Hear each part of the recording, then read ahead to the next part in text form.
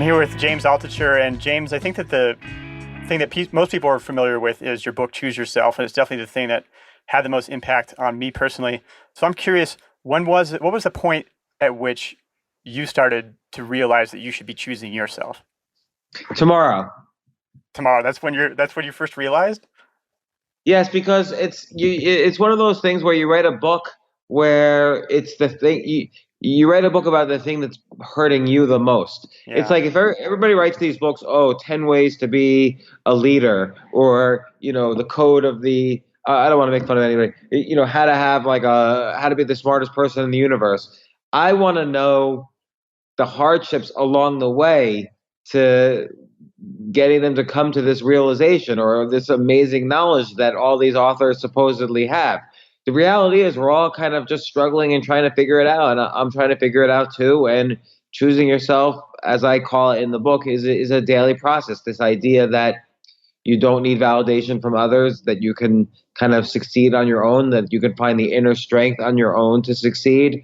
This is an ongoing process. It's not something I hope tomorrow I wake up and still feel like this need of not having to be validated, but I know I have to struggle with it every day.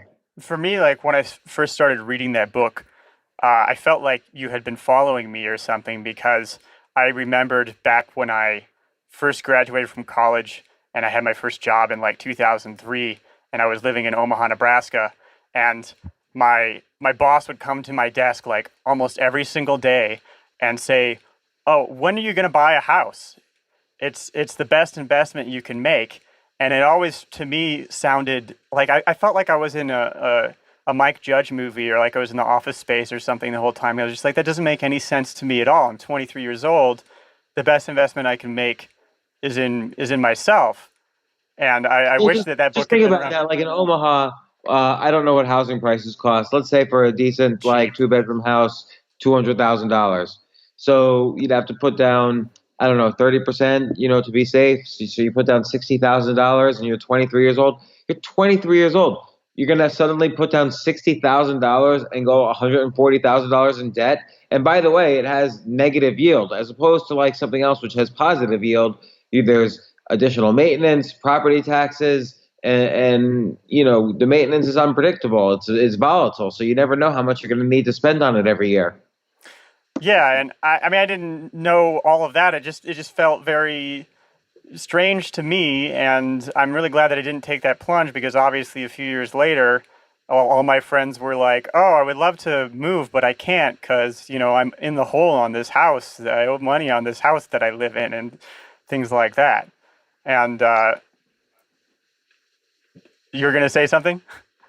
No, no, it's just that's exactly right. That the other cost that people don't consider is that you become chained to the land that you buy.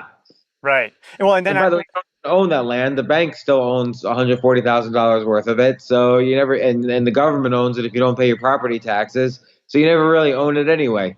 And so, yeah, actually, the thing that I ended up doing instead was I was getting paid like 13.50 an hour or something. I was a college graduate, and but I was like socking away as much money as I could in the stock market, and fortunately the timing was good. I was putting it in Google and Apple, and so then when I got a job in Silicon Valley and I could move there, I had the mobility. I didn't have to like sell a house or something like that.